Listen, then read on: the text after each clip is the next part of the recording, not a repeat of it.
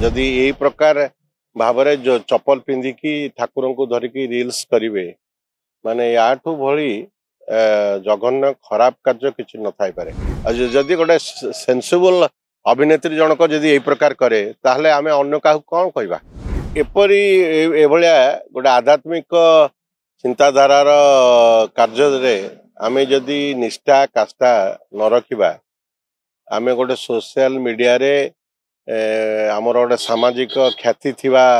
गोटे अभिनेत्री जनक जदि यही प्रकार भाव जो चपल पिंधिकी ठाकुर को धरिकी रिल्स करेंगे माने याठू भली जघन्य खराब कार्य किसी न थाई पारे कारण भगवान को आराध्य देव आम प्रति देवादेवी को पूजा करुचे तांको कौन से आघात देला भली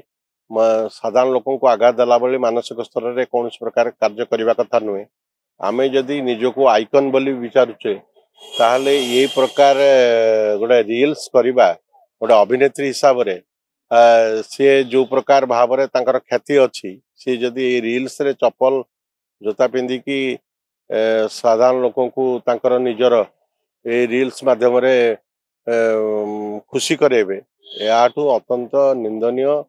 आ घृण्य कार्य किसी ना ये निश्चित भाव अपमान ठाकुर को आम समस्ते जो भी जाऊे जहाँ भी करुचे से जदि मनीष ठाकुर मनीष जो आमर जो माने भी अच्छी पूज्य पूजा करुँच से आम निजर शालीनता निजर पोशाक परिच्छन गोटे ये रही आम जा निष्ठार सहित कम करुचे मंदिर को गला बेले निष्ठार सहित जाऊे आम चपल पिंधि रिल्स करवा पुणी आमर गोटे सिविक सेंस भी नहीं आ गोटे अभिनेत्री जो प्रकार रहा कथा गोटे सोसाइटी को गोटे चेंज सचेतन आ सी जदि यही प्रकार मानसिक स्तर में जोता पिंधिकी रिल्स कर याठू भली खराब कार्य कौन थाई पारे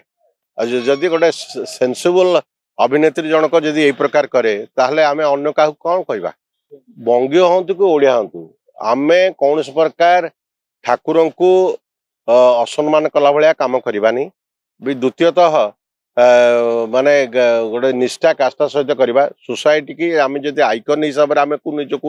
लोक नौ ग्रहण करें से हिसाब से आम जब चपल जोता पिंधा ताले कौ प्रकार मेसेज देले आम जिते बड़ हिरोइन होता किंतु गोटे निष्ठा काष्ठार ठाकुर को गला पाखे समर्पित हेले आम गोटे माने समर्पण भाव दरकार पोशाक अभद्रामी थी आम भद्रामी दृष्टि खाली ठाकुर पाक जाऊा माने सबु बेले गोटे सबु जिनसर शालीनता अच्छी सबु शालीनता को भूली जावा उचित नुहे सोसाइटी रे समाज रे भल प्रभाव पड़ा भली साधारण लोक को प्रभावित कला भली आम कार्य करवा उचित सी गोटे कला ता देखा थी अन्य मैंने करेंगे माने यहीटा जदि गोटे यहाँ अभद्रचित कार्य बोली मु विचार करे।